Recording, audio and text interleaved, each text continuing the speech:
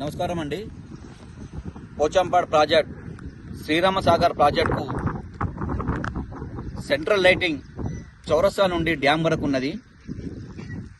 గత ప్రభుత్వంలో శ్రీత గౌరవనీయులైన ఎక్స్ మినిస్టర్ ప్రస్తుత బాల్కొండ ఎమ్మెల్యే వేముల ప్రశాంత్ రెడ్డి అన్నగారు ఈ సెంట్రల్ లైటింగ్ శాంక్షన్ చేయడం జరిగింది.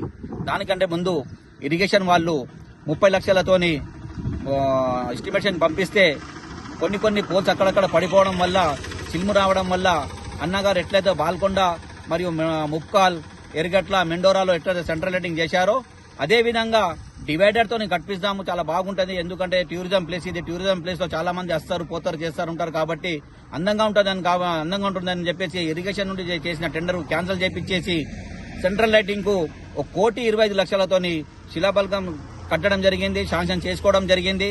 దురదృష్టవశాత్తు ఆ కాంట్రాక్టర్ ఎవరైతే ఉన్నారో వాళ్ళు చనిపోవడం జరిగింది. చనిపోయిన ఒక 15 నెలల తర్వాత అన్నగారు మరొక కాంట్రాక్టర్ కు పిలిపించి ఆ పని మొదలు పెట్టడం జరిగింది. కానీ మొదలు పెట్టే ముందే ఎలక్షన్ కోడ్ రావడం జరిగింది. ఎలక్షన్ కోడ్ రావడం దురదృష్టం. తెలంగాణలో కేసీఆర్ ప్రభుత్వం పడిపోవడం. కేసీఆర్ ప్రభుత్వం పడిపోయిన తర్వాత ఇప్పటికి కూడా ప్రెసెంట్లీ కూడా ఆ టెండర్ అట్లనే ఉన్నది.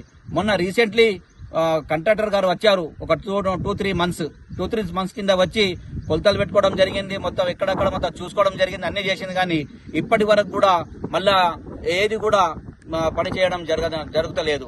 నేను అంటున్నాను, గ్రామ ప్రజలే కాదు, చౌరస్తా నుండి డ్యాం వరకు ఒక్క లైట్ లేదు. చింబన్ చీకటి. పోచంపాడుకు నైట్ పూట రావడానికి ఎటువంటి ఆస్కారం లేదు.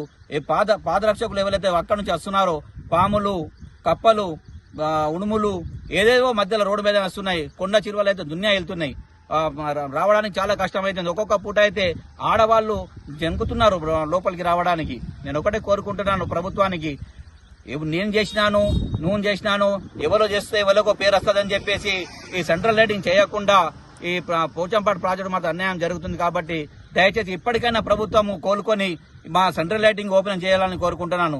కాంట్రాక్టర్ గారు రెడీగా ఉన్నారు, ఎవరు ఆపుతున్నారో తెలుస్తలేదు. కానీ ఈ సెంట్రల్ లైటింగ్ చేస్తే మేము టీఆర్ఎస్ వాళ్ళే కాదు, కాంగ్రెస్ వాళ్ళే కాదు, బీజేపీ వాళ్ళే కాదు, ప్రజలు నడుస్తారు.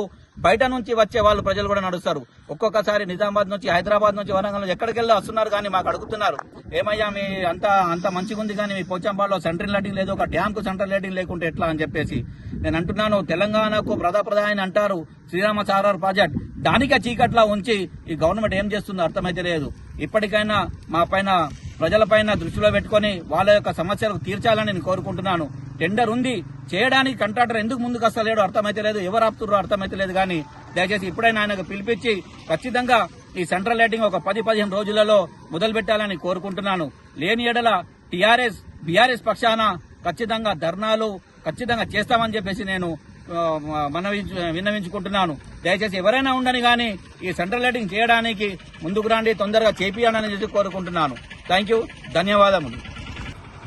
ఇంకో విషయము, దగ్గర మా పోచంపాడులో 8 నుంచి 9 పిల్లలు చనిపోవడం జరిగింది. ఎక్స్ రోడ్ నుండి లోపలికి వచ్చేటప్పుడు అడుగు పందులు మధ్యలో వచ్చి అడుగు పందులు బైక్లకు గుద్ది చేసి వాళ్ళు డివైడర్ కు గుద్దుకొని చనిపోవడం జరిగింది. వాళ్ళ ఇంట్లో పాపం ఘోష జరిగిపోయింది. ఒక్కొక్కలకు ఒకటే కొడుకు పాపం చనిపోయే పాపం వాళ్ళు రోడ్డు మీదకి వచ్చేశారు. దయచేసి ఈ పిల్లల గురించి ఆలోచించి ఇప్పటికైనా ప్రభుత్వం మేలుకోవాలని కోరుకుంటున్నాను. వాళ్ళ ఇంట్లో అందేరైపోయింది, వాళ్లకు ఎన్నో బాధలున్నాయి. ఇటువంటి సంఘటనలు మరో జరగకుండా ఈ 10-15 రోజులలో పని మొదలు పెట్టాలని నేను ప్రభుత్వానికి కోరుకుంటున్నాను. ఈ కాలుముక్కి చెప్తున్నా, ప్లీజ్ ఎవరైతే ఉన్నారో వాళ్ళకు పిలిపించి ఈ పని మొదలు పెట్టియండి. దయచేసి ఇవన్నీ పక్కన పెట్టేసి ఈ సెంట్రల్ లైటింగ్ చేయాలని నేను కోరుకుంటున్నాను.